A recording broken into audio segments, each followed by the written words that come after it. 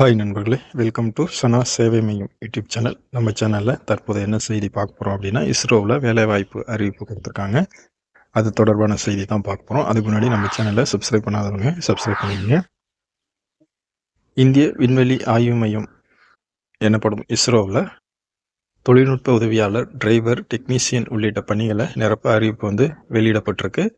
தேர்வு செய்யப்படும் விண்ணப்பதாரர்களுக்கு 69,000 வரை சம்பளம் வழங்கப்படுது. இந்த பணியிடங்களுக்கு யாரெல்லாம் விண்ணப்பிக்கலாம், எப்படி விண்ணப்பிக்கலாம் அப்படிங்கிறத பார்க்க போகிறோம்.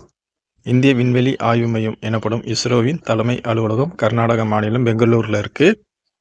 விண்வெளி ஆய்வில் அமெரிக்கா, ரஷ்யா, சீனாவுக்கு நிகராக தேசத்தை பெருமைப்படுத்தி வருகிறார்கள் இஸ்ரோ விஞ்ஞானிகள். பிரதமரின் நேரடி கண்காணிப்பில் இயங்கும் விண்வெளி துறையின் கீழ் இஸ்ரோ செயல்படுது. இஸ்ரோ நிறுவனத்தில் ஏற்படும் காலி பணியிடங்கள் அவ்வப்போது உரிய அறிவிப்புகள் வெளியிடப்பட்டு நிரப்பப்படுது. அந்த வகையில் தற்போது இஸ்ரோ நிறுவனம் டிரைவர், டெக்னீசியன் உள்ளிட்ட பணிகளை நிரப்புவதற்கான அறிவிப்பை வெளியிட்டிருக்காங்க. தொழில்நுட்ப உதவியாளர் மெக்கானிக்கல் 11 போஸ்ட்டு, தொழில்நுட்ப உதவியாளர் எலக்ட்ரானிக்ஸ் 1 போஸ்ட்டு, துணை அதிகாரி 1 post, technician turner 1 post, technician fitter 4 post, technician 1 post, கனரக வாகன ஓட்டுநர் 2 போஸ்ட்டு, இலகு ரக வாகன ஓட்டுநர் 2 போஸ்ட்டு என மொத்தம் 23 காலி பணியிடங்களை நிரப்ப இருக்கிறாங்க.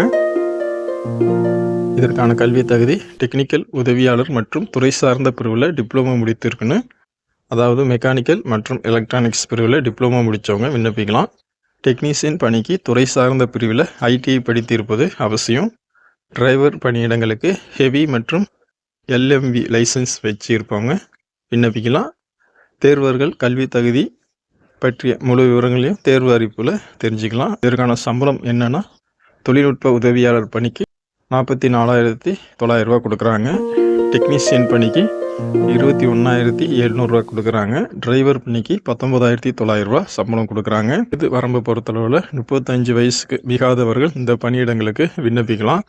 அரசு விதிகளின்படி வயது உச்ச வரம்பில் தளர்வுகள் இருக்குது. ஓபிசி பிரிவினருக்கு 3 வருஷமும், எஸ்சி எஸ்டி பிரிவினருக்கு 5 வருஷமும், மாற்றுத்திறனாளிக்கு 10 வருஷமும் வயது வரம்பில் தளர்வு கொடுக்குறாங்க. விருப்பமுள்ள விண்ணப்பதாரர்கள் அதிகாரப்பூர்வ தேர்வு அறிவிப்பினை ஒரு முறை படித்துவிட்டு தேர்வுக்கு விண்ணப்பிக்கலாம். ஆன்லைன் வழியாக மட்டுமே விண்ணப்பிக்க முடியும். விண்ணப்ப கட்டணமாக 750 ரூபா செலுத்தணும். இதில் 500 ரூபா திருப்பி கொடுத்துருவாங்க.